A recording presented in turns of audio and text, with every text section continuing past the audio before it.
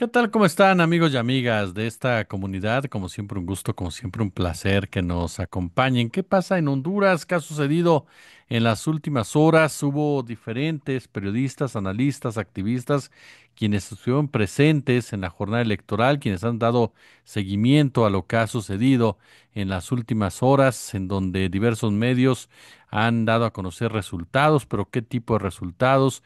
Ha habido denuncias ya de fraude por parte de la izquierda que dice hay errores garrafales en muchos sentidos que pueden cambiar incluso el resultado final. Se ubican dos personajes de derecha, uno de ellos repudiado por Trump, otro apoyado por Trump. Mi querida Sasi Alejandre, te saludo con muchísimo gusto, como siempre.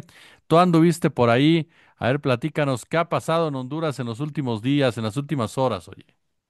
Hola Jesús, bueno, muchísimas gracias por invitarme hoy a hablar de este tema y de unas elecciones que, queriéndolo por Trump, pero también por nosotros, le dimos un impacto internacional, pero sobre todo regional, porque en esta elección, que aunque sea Honduras, un país pequeño en Centroamérica, pues se decide bastante de lo que será el relato o de triunfo o de pérdida para ese imperialismo sobre América Latina. Y pues bueno, en estas elecciones lo primero es que para los que no estén enterados, había tres candidatos sólidos en estas elecciones. La primera era Rixi Moncada por parte del Partido Libre, que está ahora mismo en el poder, de Xiomara Castro. Es una candidata de izquierdas. Por el otro lado, tenemos a los dos candidatos del bipartidismo que habían regido Honduras por todo el tiempo antes de la llegada de Xiomara Castro. Y fue el candidato Nasralla, Salvador Nasralla, por parte del Partido Liberal, que se supone que es el partido un poco menos a la derecha, pero que Nasralla como candidato pues es un poco más que un presentador de televisión, de un programa de deportes, de chisme, de ese tipo de prensa rosa y que decide entrar en política de la mano del Partido Libre, el que es ahora de Rixi Moncada, de donde es Xiomara Castro, y después, en un acto de traición, se va al Partido Liberal. Y el tercero es el candidato ahora mismo aupado por Trump, que es Nasri Asfura, que bueno, viene de una familia palestina, pero igual que Bukele, eso no significa absolutamente nada. Al contrario, es el candidato del partido de Juan Orlando Hernández, que luego podemos hablar quién es ese personaje y por qué es uno de los únicos presidentes en la región que podemos tipificar correctamente como narcodictador. Pero bueno, en estas elecciones se sabía que iban a haber intentos de manipulación. De hecho, desde estos últimos días, previos a los comicios del domingo, pues se revelaron y se filtraron a la prensa, sobre todo, 26 audios en los que básicamente se reportaba la construcción de un fraude por parte de diversos consejeros del CNE, de la autoridad electoral, sobre todo consejeros del Partido Liberal dentro de ese consejo electoral, pero también con apoyo de gran parte de la cúpula empresarial, ciertos elementos del ejército, y todo iba encaminado básicamente a desconocer la información preliminar de la votación, que lo que en México conocemos como el PREP, en Honduras se llama TREP y es básicamente pues horas antes o el propio día de la elección, en este caso no, pero eso es lo que dice, bueno, cómo se llevan las elecciones en Honduras a lo largo de la historia, pero bueno, se debe realizar un TREP por parte no del CNE, ojo, sino que se hace por empresas privadas. Y no es un conteo preliminar oficialmente hablando, es una selección de ciertas actas que se supone que va a reflejar luego lo que sería el resultado final electoral. Pero bueno, en el fraude lo que se estaba planeando es modificar el TREP, no las elecciones, pero sí el TREP, para que pareciera como que el candidato liberal Nasralla iba a la cabeza.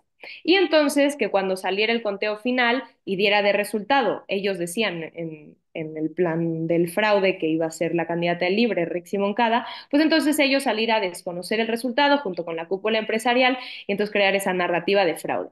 Esto acompañado de con los militares impidiendo que las actas al final de los comicios fueran trasladadas a los centros de conteo, también cierto sabotaje al proceso electoral y sobre todo a las redes de telecomunicación y telefónicas. que es, en pocas palabras, lo mismo que se planeó para las elecciones venezolanas por María Corina Machado y su séquito, que es bloquear las carreteras con guarimbas violentas para que no llegaran las actas al centro de votación, boicotear la página del CNE, boicotear los sistemas de comunicación de datos y además, bueno, clamar fraude. Pero es ante la revelación de estos 26 audios que un par de días antes de la elección, pues la estrategia parece haber mutado. Y entonces es que Trump públicamente anuncia su apoyo al otro candidato del bipartidismo, que en este caso es Nas Riaspura, del Partido Nacional de la derecha rancia de Juan Orlando Hernández, y lo hace a través de varios comunicados en sus redes sociales. Entonces parece que ahí muta la estrategia ya no de aupar al liberal, sino de aupar al nacional. Entonces, ¿qué vemos en estas elecciones? Bueno, que el primer conteo preliminar del 34% del escrutinio en la noche del domingo mostraba de ganador a Nasri Asfura, el candidato de Trump, pero con una leve diferencia del candidato liberal y colocando a la candidata de la izquierda en el peor nivel de todos, cerca de un 19%, que es lo que mantiene hasta ahora según los escrutinios que se han hecho. Entonces, bueno, había habido un silencio por parte de la candidata de Libre, la candidata de la izquierda, durante todos estos días, desde el mediodía que fue a votar, y dijo que iba a dar un comunicado este lunes, y ayer lo dio en la noche, y lo que dijo es que habían visto un nuevo fraude en estas elecciones del domingo, que no coincide con el plan que habían ejecutado de manipular el TREP, sino que básicamente a lo que atentaban, y según el sistema electoral hondureño, era pues atentar contra el biométrico, que si quieres ahorita podemos hablar más de eso. Oye, este punto que señalas precisamente, que se da en el marco de la liberación o indulto de este señor Juan Orlando, ¿no? Como bien lo dices, es un narcodictador en toda la extensión de la palabra. ¿Cómo influye o de qué se trata, cómo se vincula con este candidato que es parte de ese mismo grupo y que es el apoyado al final por Trump? Bueno, primero para cerrar el tema del biométrico, precisamente el sistema electoral hondureño se modificó hasta este 2025 porque había habido mucha historial de fraude en el país. Uno de ellos fue Juan Orlando Hernández, que ahora vamos a decir. Pero precisamente se cambió para incluir biométricos que verifiquen la identidad de cada votante, porque antes votaban muchas personas por persona y en muchos sitios y botaban muertos y perros y gatos. Entonces hizo esta modificación y lo que alertó la candidata Rixi Moncada es que una noche antes de los propios comicios, los consejeros del Partido Liberal y del Partido Nacional avalaron la cancelación de la identificación biométrica para vincularlo y hacer un escrutinio de si los votos coincidían con personas reales según los biométricos. Eso lo eliminaron. Con lo cual, ahora nos damos cuenta que hay más de medio millón de votos que no están escrutados con un biométrico, entonces que podrían no ser actas reales o incluso actas infladas, o sea, que en una sola acta hayan votado en realidad 78 personas, pero que se haya cuantificado como mucho más votantes para ciertos partidos. Entonces, yendo a Juan Orlando Hernández, esto se da, esta desconfianza a un sistema electoral se da porque hay un golpe de Estado en 2009 que es el que lleva al poder a Juan Orlando Hernández. Y es que no había habido un presidente de izquierdas en la historia de Honduras hasta el 2006, que gana la presidencia Mel Zelaya por parte del Partido Liberal. Y lo que hace básicamente no era un candidato muy radical, pero simplemente como estrategia de, sobre todo para mejorar la economía de Honduras en un momento en el que no estaba bien y en un contexto regional en donde ya estaba lista la ola roja, donde estaba Chávez, donde había una red de gobiernos progresistas cooperando entre sí para precisamente pues, generar una red de respaldo no solo militar y político, sino económico para las potencias. Entonces es que Mel decide meter a Honduras en Petrocaribe, que era esta iniciativa de Hugo Chávez para, con las enormes reservas de petróleo de Venezuela, pues básicamente hacer un trueque de petróleo venezolano a cambio de, pues, insumos de cada país. O sea, por ejemplo, Honduras tiene muchísima agricultura, entonces será un intercambio de, pues, maíz por petróleo o en el caso de otros países otro tipo de insumos. Pero lo más grave para Estados Unidos fue que Mel metió a Honduras en el ALBA TCP, que fue como la gran alternativa que busca Chávez para vencer al ALCA, que era un proyecto de convenio de libre mercado de toda América Latina con Estados Unidos, o sea, una subyugación total. Entonces vence proponiendo el ALBA, que es una alianza sin Estados Unidos entre toda América Latina. Esto Estados Unidos no le pudo permitir. Entonces es bajo Obama a la presidencia que ejecutan un golpe de Estado militar contra el presidente democráticamente electo Mel Zelaya en 2009. Y buscando al sucesor, bueno, no al sucesor, pero al presidente de facto, al que sería el dictador impuesto por Estados Unidos, llegan a Juan Orlando Hernández, que para ese momento su hermano Tony Hernández ya tenía antecedentes de operaciones de narcotráfico y de tráfico de armas, y entonces es Juan Orlando a la presidencia de Honduras, que básicamente cimenta no solo el dominio estadounidense, sino la presencia del cártel de Sinaloa fundamentalmente. Entonces es en el puerto Cortés y en realidad en todo el territorio hondureño que hacen del país un centro de operaciones para no solo el Chapo Guzmán, que de hecho apoyaría económicamente las próximas campañas de JO, que le llaman de Juan Orlando Hernández, porque se mantiene en el poder durante 3 términos, en realidad, hasta las elecciones que gana Xiomara Castro. Y durante el tiempo en el que Jo estuvo en el poder, no solo es que hizo de Honduras un centro nodal de tráfico de drogas, sino también de armas. También cimentó la presencia de Estados Unidos, hizo un convenio de seguridad con Israel y la represión en las calles era brutal. De hecho, es en esta presidencia que el éxodo masivo de hondureños se da lugar en forma de la caravana migrante, que de hecho suben hasta México, hasta llegar a Estados Unidos, muchos de ellos desaparecidos en el camino. Pero la cuestión es que había un consenso durante estos años de dictadura, que lo que estaba en el poder en Honduras era una narcodictadura de Juan Orlando Hernández. O sea, hubo un momento en el que podías ir a cualquier lugar, independientemente del poder adquisitivo de la zona, en donde el canto era fuera jo, fuera jo, fuera jo. O sea, no tenía apoyo popular.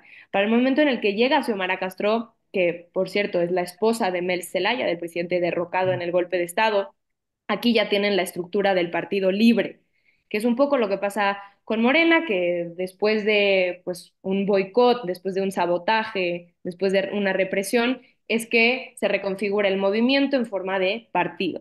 Entonces, Xiomara gana una de las elecciones más concurridas en la historia de Honduras en el 2022 y entonces gana con Libre. Y poco después es que Juan Orlando Hernández es condenado en Estados Unidos por narcotráfico y por tráfico de armas. Entonces, ¿cuál es la lectura?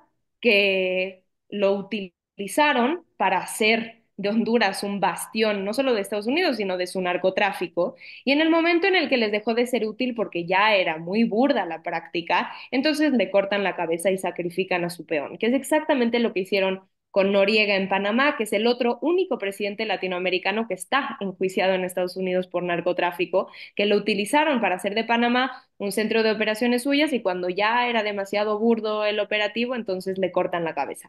Es exactamente lo que hicieron con Juan Orlando. Y ahora, ante la liberación, pues tenemos que tener en cuenta que esta injerencia de Trump en las elecciones ocurre y como una vía que se ha especulado mucho sobre qué quiso hacer, pero parece ser que aupando Trump al candidato del Partido Nacional, Anas Riasfura, pues era evidente que se le iba a caer el relato de apoyar a un candidato del narcoterrorismo, de la narcodictadura, que tanto le gusta ese concepto a él. Entonces, para limpiar un poco las culpas, intentar lavar el relato, entonces dice que no, que en realidad Juan Orlando nunca fue un narcotraficante, que eso fue un juicio político injusto y que por eso lo va a liberar.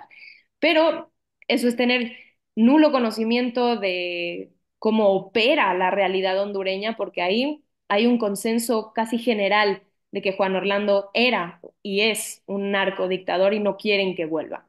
Ahora se ha especulado mucho sobre el apoyo al Partido Nacional en estas elecciones, independientemente de que todavía falten más de medio millón de actas de posiblemente tener que ser contadas de nuevo, perdón, no actas, votos, tienen que ser contados de nuevo porque no sabemos si son de personas reales, pero independientemente de eso, creo que una parte importante en este relato es no caer en el pueblo es tonto, porque las amenazas de Trump en estas elecciones fueron muy puntuales y muy pragmáticas, igual que como lo hizo en Argentina. En Argentina, gran parte del voto a Milei en estas últimas elecciones no fue un voto ideológico, fue un voto pragmático de decir, si Milei gana, van a venir más apoyos de Trump y aunque no me gustaría tener más dinero gringo, es lo único que me queda para comer.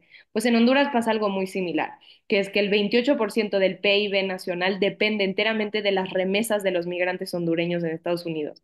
Entonces, si Trump amenaza con cortar relaciones o eh, con atacar económicamente a Honduras, hay muchas familias que directamente se quedan sin comer.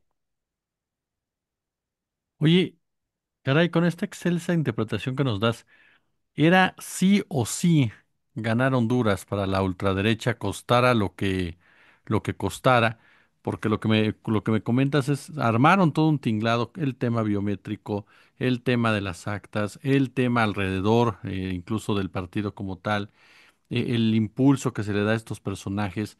O sea, era realmente impedir que la izquierda replicara, literal, ¿no? Cualquier tipo de victoria. ¿Y qué tanto puedes ver reflejado eso en las elecciones que vienen en otros países del continente americano?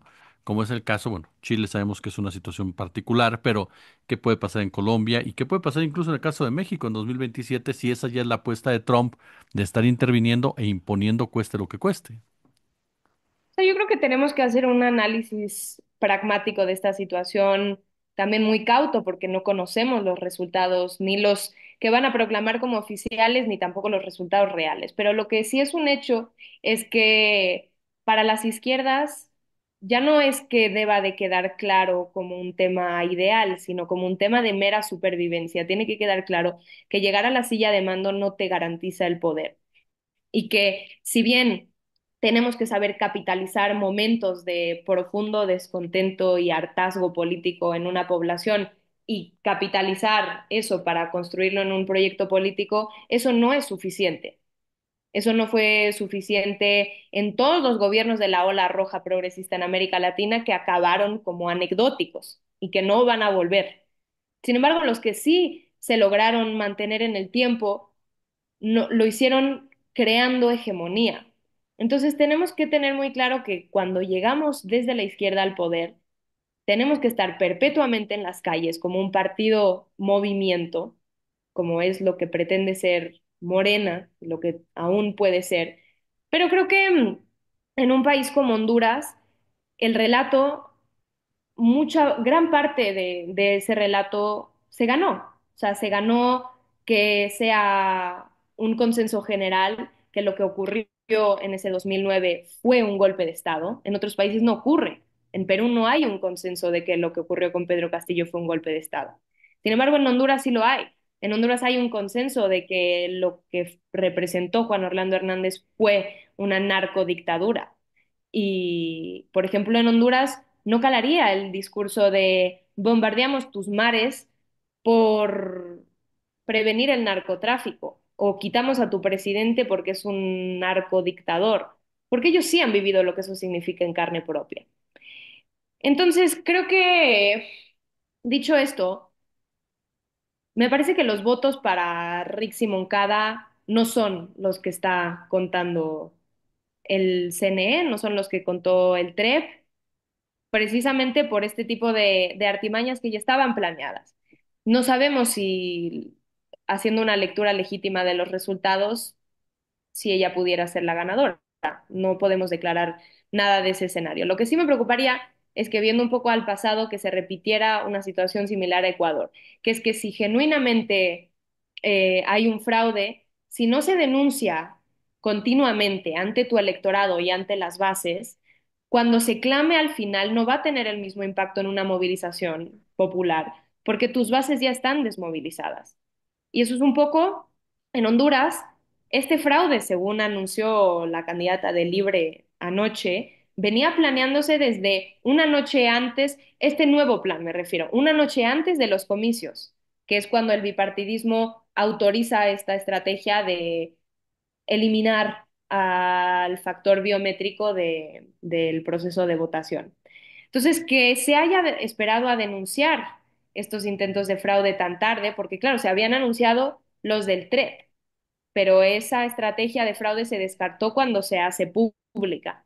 Entonces, me preocuparía una desmovilización del pueblo, de las bases en este contexto. Honduras es un país que no digamos que esté acostumbrado, pero que sabe lo que es un fraude electoral y está cansado.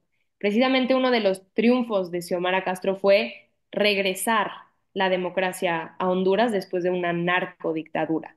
Entonces, el proceso dentro del partido, lo que se concibió como la narrativa oficial, real, es que el gobierno de Xiomara fue una transición a la democracia. Y ahora un gobierno de Rixi Moncada sería la continuación de ese proyecto.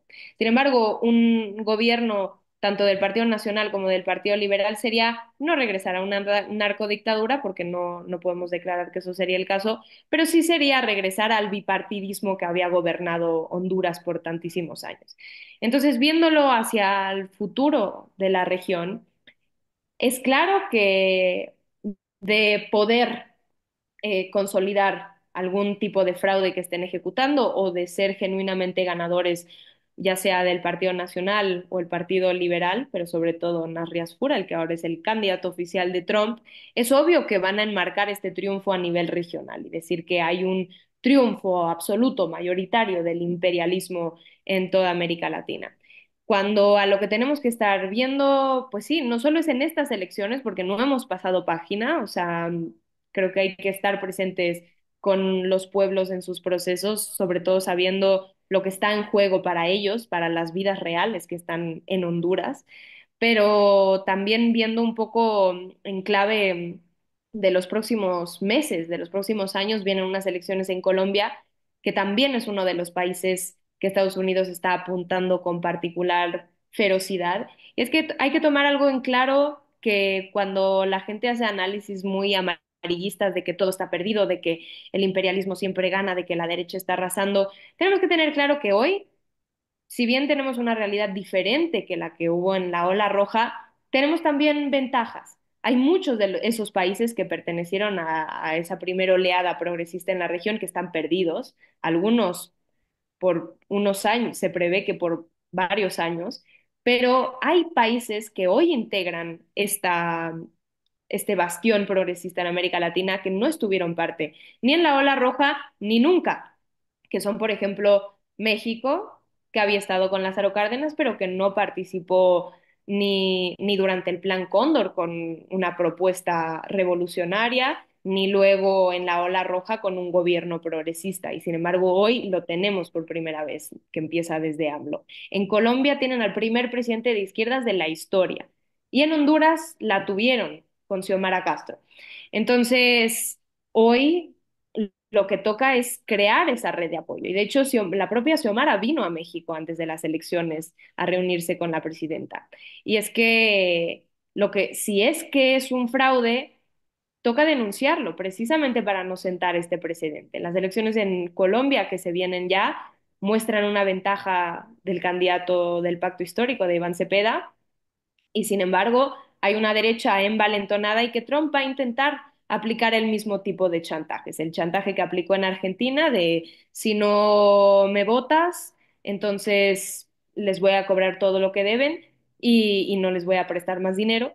Y en Honduras fue, viven de las remesas, voy a eliminar las remesas o poner un impuesto a las remesas y voy a pues a irme contra el pueblo hondureño. La cosa es cómo te blindas de esos chantajes, pues habiendo creado hegemonía. Creo que un claro ejemplo, y ya acabo con esto, es Gustavo Petro, que ante esta ofensiva imperialista y sobre todo de construcción del relato de un Estado fallido y de él como líder de narcoterrorista, narcodictador, pues vemos en unas encuestas oficiales, en unas encuestas confiables, que su apoyo ha subido, muy poco, pero ha subido ante estos ataques, porque una de las opciones cuando has construido algo de hegemonía es que ante un ataque a tu soberanía o a tu liderazgo, pues existe un voto soberano.